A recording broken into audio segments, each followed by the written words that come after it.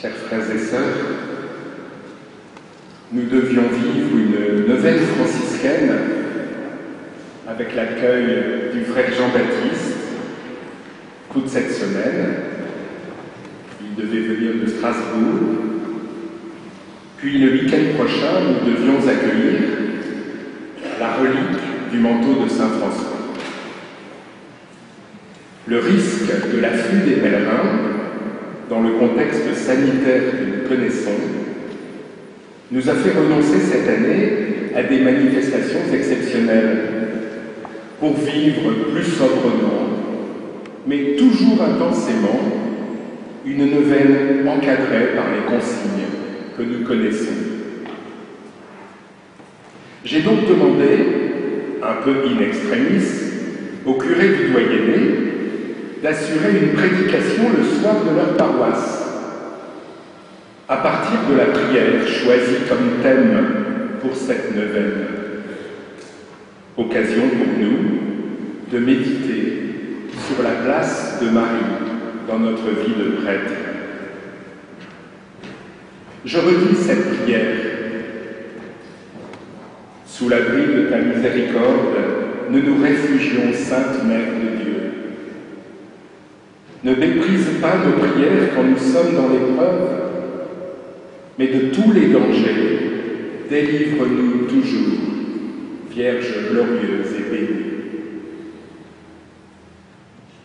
Sous l'abri de ta miséricorde, en latin, sub tuum praesidium. C'est la plus ancienne prière adressée à Notre-Dame.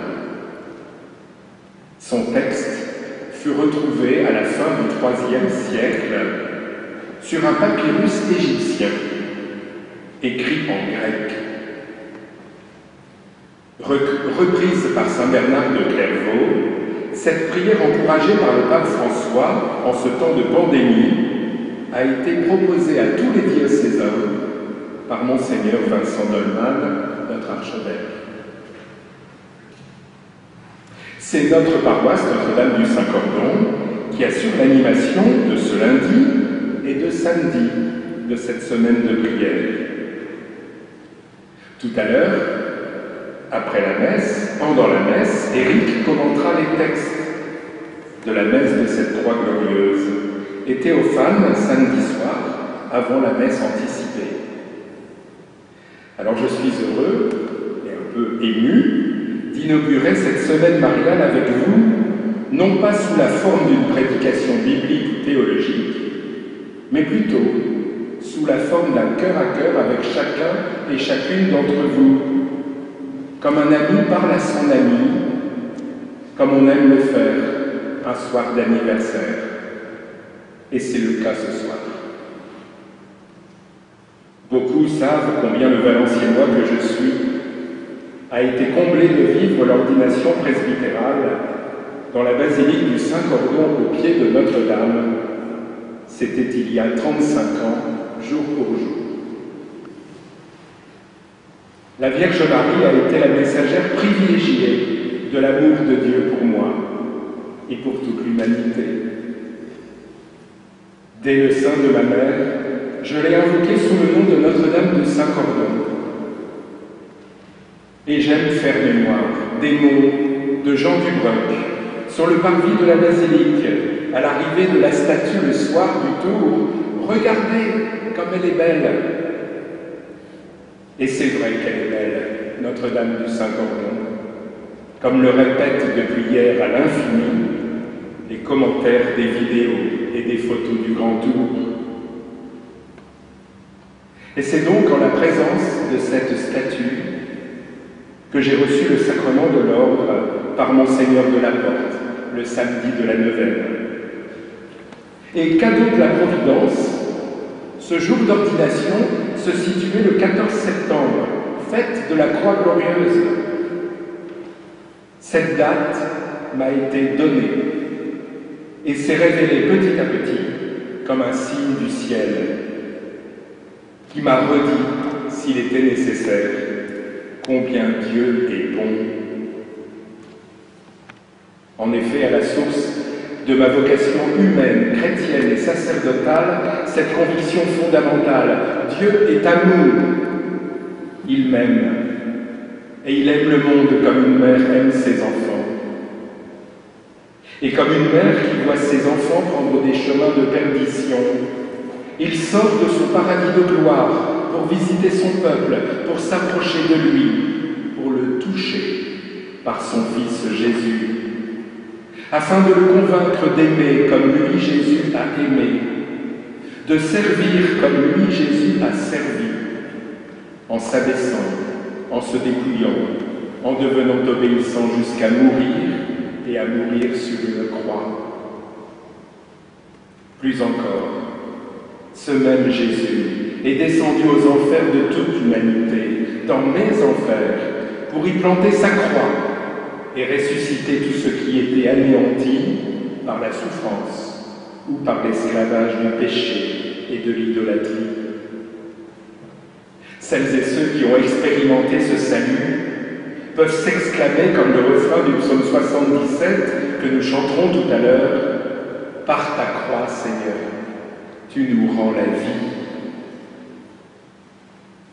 C'est au cœur de ma famille, et beaucoup le savent, que Dieu a planté sa croix de gloire. Cette croix, elle a pris visage et nom. C'est Benoît, au ciel depuis 3 ans. Beaucoup de vous l'ont connu et aimé. Merci.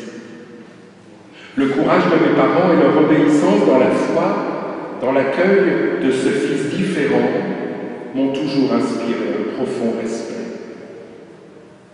Leur engagement au service des enfants et adultes porteurs d'un handicap mental et de leur famille ont donné à tous mes frères et sœurs le goût de l'engagement, qu'il soit politique, social ou religieux, les trois étant souvent associés. Plus spirituellement, mon frère Benoît, cet éternel enfant, m'a rendu proche de ce centurion romain qui, devant le corps crucifié de Jésus, avait compris que la plus belle parole de Dieu était le silence, dans le don de sa vie, au milieu des colibés et des moqueries. Benoît a été le médiateur privilégié dans cet appel entendu à devenir prêtre. Et ce qui fut une lourde croix pour le couple de nos parents est devenu grâce de communion pour toute notre famille. La joie communicative de mon frère Benoît, comme au Saint-Cordon, vous l'avez souvent vu à Montbras, comme à Lourdes, à chaque rassemblement familial ou dans les moments plus complices entre nous, les secrets partagés, les éclats de rire quand on lui annonçait la bonne nouvelle d'une visite ou d'une promenade à venir.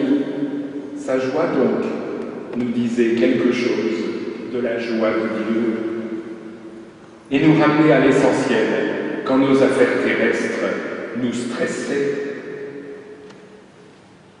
Benoît est celui qui m'a donné pleine confiance pour l'au-delà de la mort, car j'ai toujours pensé qu'il était mon passeport pour le ciel.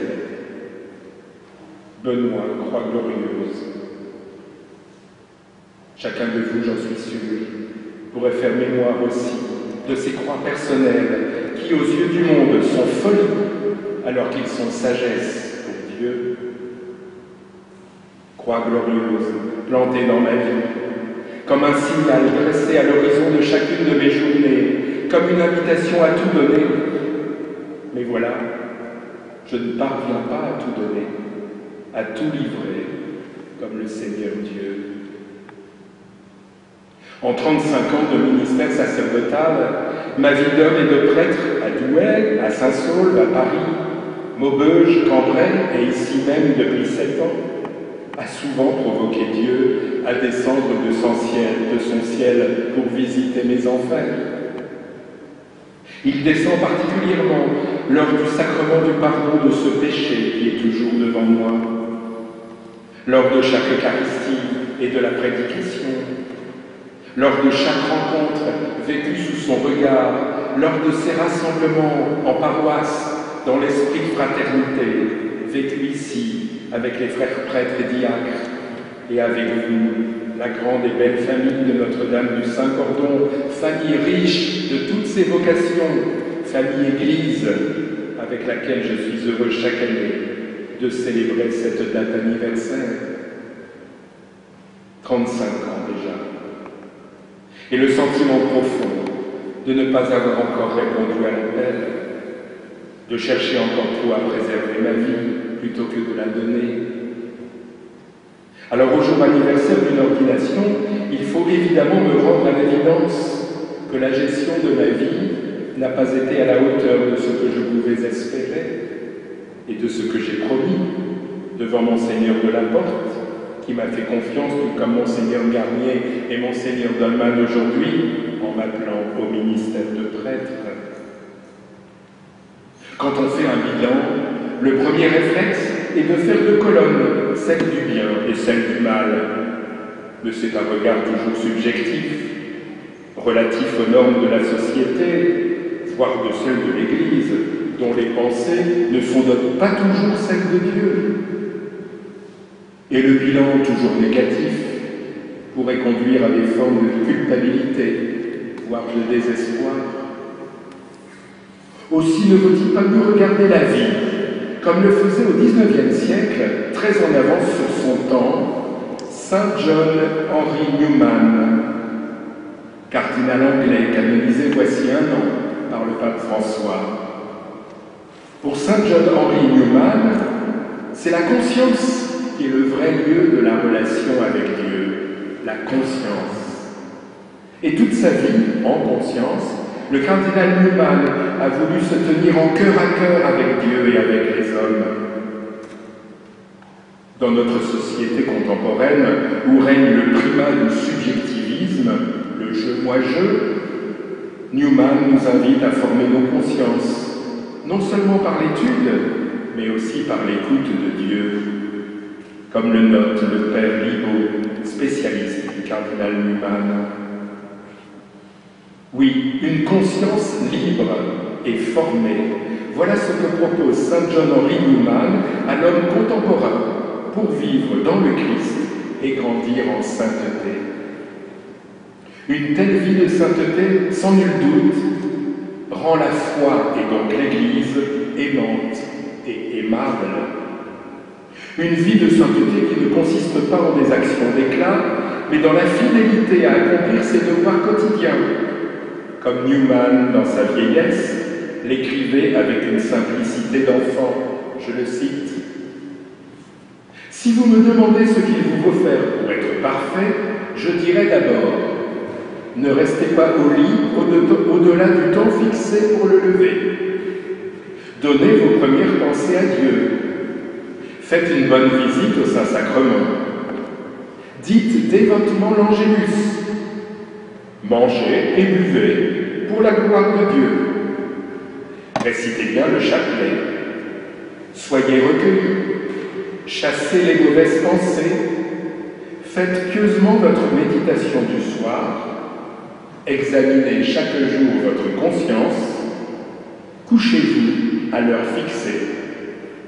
Et vous voilà déjà parfait. » Fin de citation. Je le reconnais, j'ai encore beaucoup de chemin à parcourir vers la sainteté. Le cardinal Newman écrivait aussi « Vivre, c'est changer.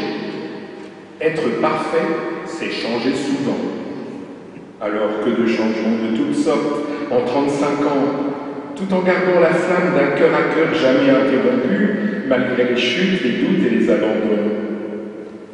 En quelque sorte, l'anniversaire de ce soir est l'occasion d'une relecture, d'une histoire sans cesse en évolution, avec ses hauts et ses bas, ses joies, ses tristesses, ou mieux encore la relecture d'une conversion permanente qui ne s'achèvera que dans les bras du Père.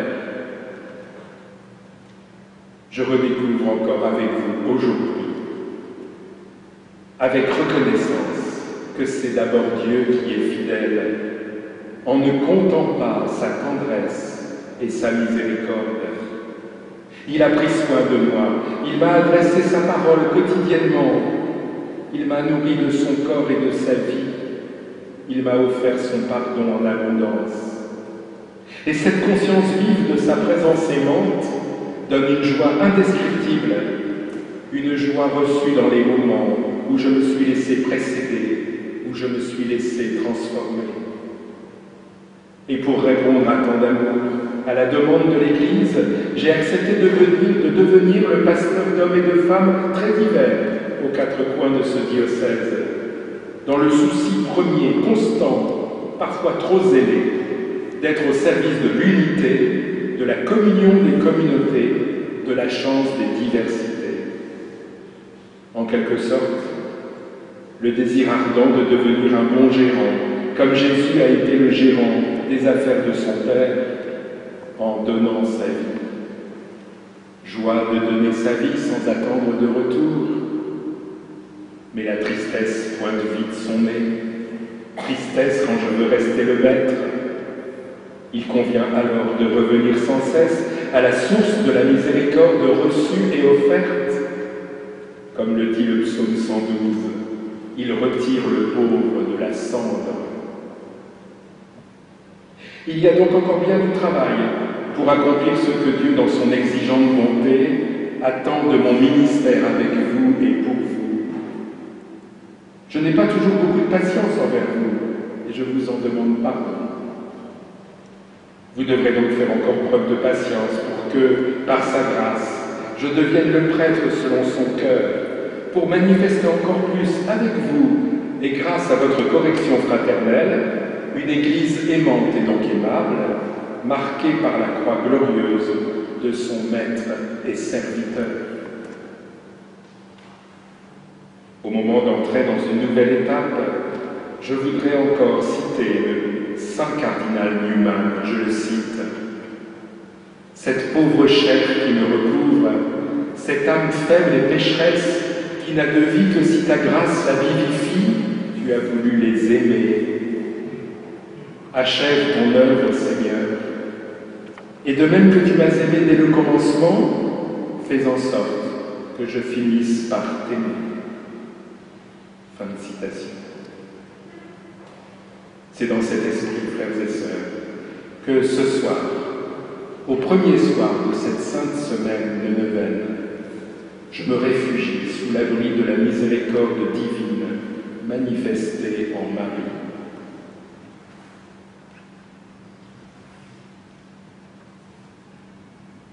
Notre-Dame du Saint-Cordon, priez pour nous. Laissez-moi vous redire ma joie d'être votre fils. Je viens une nouvelle fois puiser auprès de vous ce soir le joyeux courage de la mission. Depuis ma naissance, votre image m'a toujours fasciné et façonné.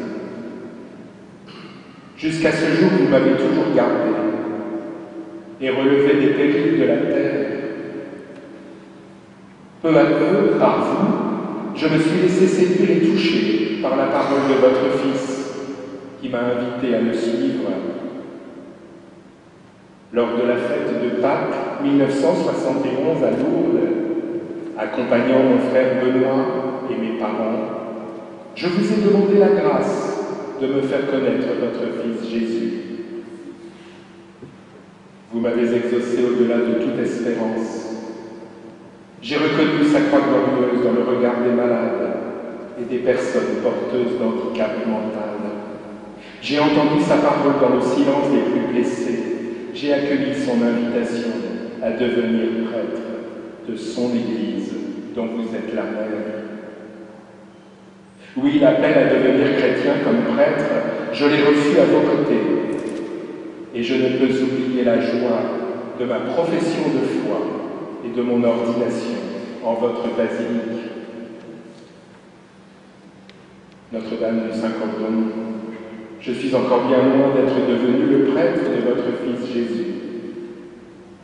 Alors, en vous regardant ce soir, je rends grâce pour votre intercession maternelle et la fidélité constante de Dieu qui me guide et me rassure.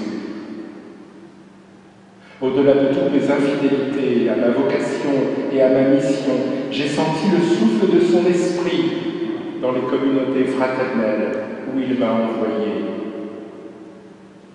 À Alors, Notre-Dame du Saint-Cordon, au seuil de cette nouvelle année pastorale, donnez-moi et donnez à ce peuple que vous lui avez confié de grandir en confiance pour la gloire de notre Dieu et le service de tous les hommes. Amen.